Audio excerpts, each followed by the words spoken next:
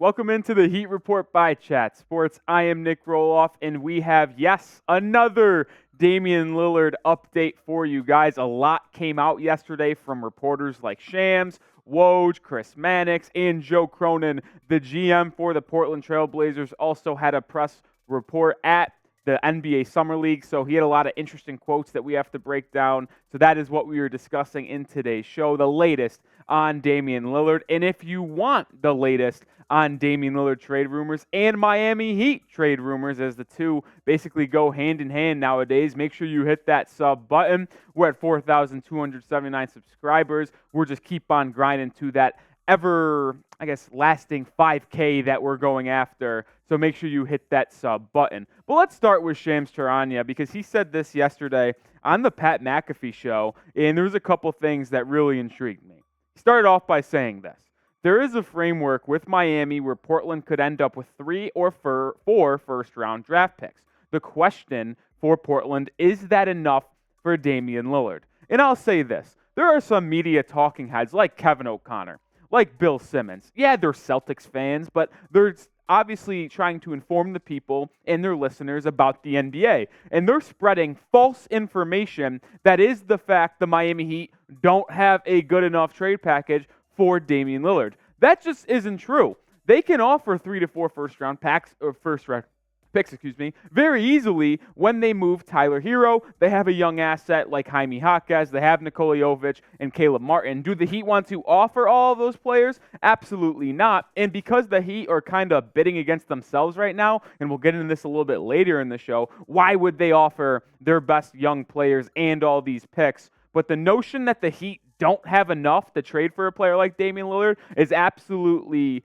crap reporting by them too, and I just don't respect it at all. And Shams kind of backed it up by saying this: I think there are multiple teams that would trade at least 1 first-round pick for Tyler Hero, and this makes absolute sense. I mean, Hero is a 23-year-old player averaging 20 a game. He won Sixth Man of the Year 2 years ago, and I know his contract's making $30 million a year, but he's been absolutely fantastic every year he's been in this league, and he's worth that money. A 20-point-per-game scorer at 23 years old is not hard, or it is very hard to find, I should say. And I think this is the key to the deal, right? Like, getting Tyler Hero's trade value, gauging that market, could unlock a lot of things for Miami. And there's been reports that multiple teams are interested. Brooklyn and San Antonio are the two that come to mind first. And let's look specifically at the Brooklyn Nets.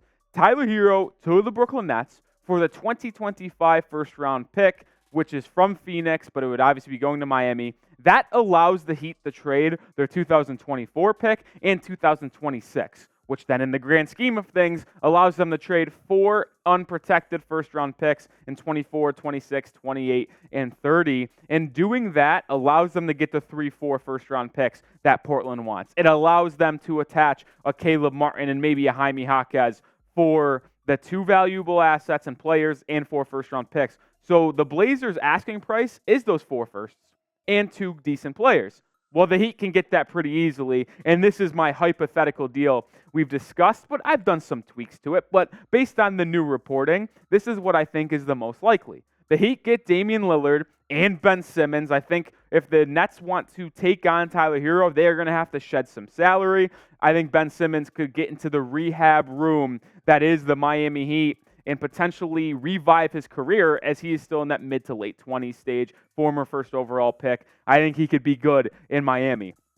But the Heat also receive a 2025 first-round pick, like I just mentioned, the Phoenix pick from Brooklyn, probably in the high 20s, but you still get that first-round pick, and it unlocks 4 unprotected first-rounders you can send to Portland alongside a Caleb Martin, a Jaime Jaquez Jr., and a Kyle Lowry, while the Nets receive Tyler Hero and Duncan Robinson. Yes, the Heat are giving up a lot in this deal, but you get to keep Nikola Jovic, and you get Damian Lillard and Ben Simmons, and you basically trade 3 first-round picks in the grand scheme of things. I think I really like this deal.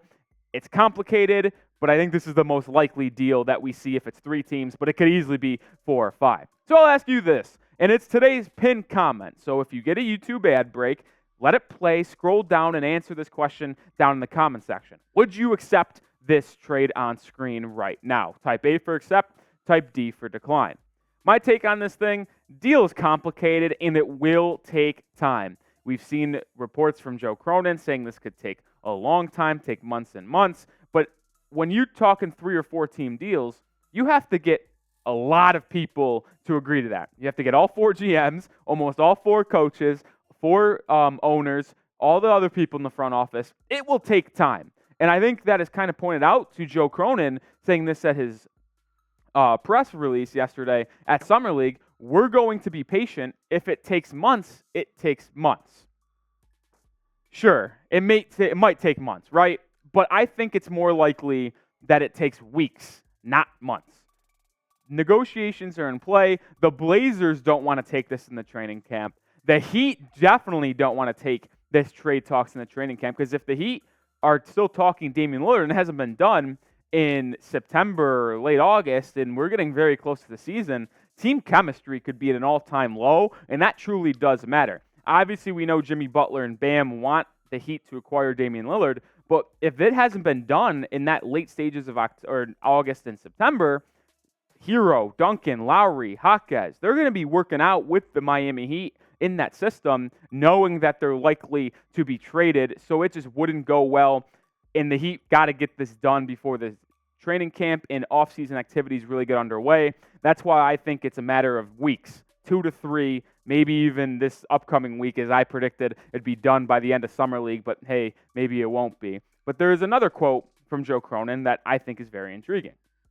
In any deal, the goal is to come out with the best outcome. It could be more of a win-now player. It could be a young player and picks. It could just be picks. There's no set parameters. And that is intriguing because it's been reported that they want 4 first-round picks and 2 young, valuable players.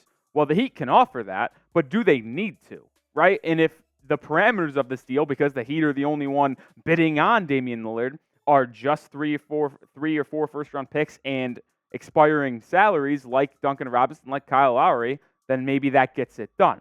Now, Chris Mannix of Sports Illustrated had a lot of quotes about Damian Lillard. He had 3 that I want to share and go over. He said, Miami is very much in the mix. The Heat have made an offer to the Blazers for Lillard, but the offer is not good enough.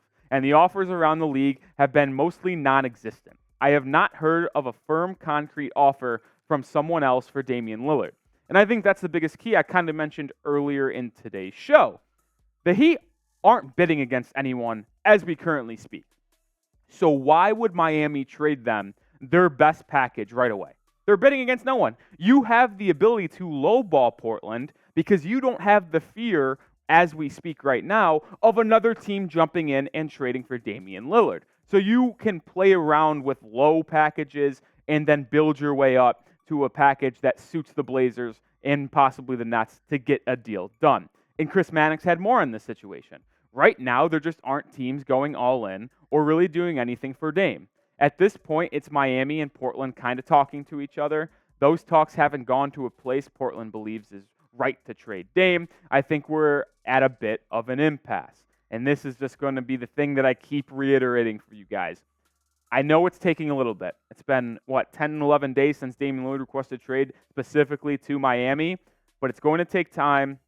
Pat Riley's not going to send the house when he doesn't need to. And that's where Portland's stuck right now. They're upset that no other teams are bidding in on Damian Lillard, and he can possibly get him for a lower package than he's probably worth, and that's why we're waiting. The Blazers are trying to up that package from Miami. But the final thing Chris Mannix said that I want to get to you guys, Miami's made an offer, but I don't think the Blazers believe it's the best Miami can and will offer.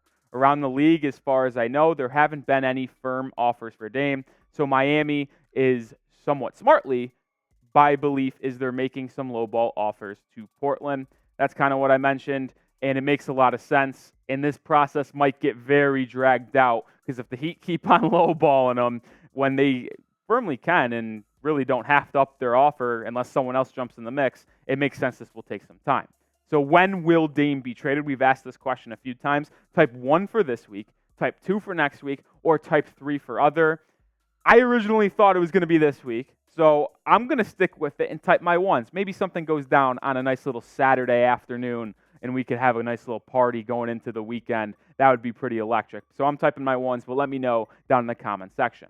Now, Adrian Wojnarowski went on SportsCenter and had some things to say about the Damian Lillard trade as well. Here's what he had to say. Miami is the team, certainly, that is the most motivated to trade for Damian Lillard. That is the most willing to take on $60 million average on his last 2 years at 35 and 36. Portland doesn't love what Miami has, but it may be the best that they can get. I can't identify another team that is actively after Dame other than Miami. The only team I can identify who's really going after Dame is the Heat, and Cronin even admits that. The Heat have probably identified that too. I just don't see how the market's developing. Dame has ruined his own trade market, and for that reason, he is a real one in my eyes. He has told people and basically other teams that he does not want to play for them. There was a report that he even might consider sitting out if traded to a team not named the Miami Heat. So for that reason, other teams are clearly going to be scared away by trading for Damian Lillard. Who wants to send all of their assets for a 33-year-old guard with a hefty contract that doesn't want to be there and could threaten to hold out? So that is the reason why teams like the Celtics, like the Clippers, are not jumping in and trying to acquire Damian Lillard. It makes all the sense in the world. Miami, you think they don't have leverage? They absolutely do, because Damian Lillard only wants to play for them, so they can hold off their best offer, as Woj pointed out, and wait to see where Portland comes down to earth a little bit, and then Portland's trying to see if Miami can come up a little as well with their package. So maybe while Portland's coming down, Miami's coming up, they meet right in the middle, and Dame is finally a Heatle. That's going to do it for today's show. Make sure you do hit that sub button, because we're keeping you updated everything with your Miami Heat, trading for Damian Lillard, and any offseason rumors as well. We'll be back with the video for tomorrow, so lock us in. We're here every day. Don't miss out.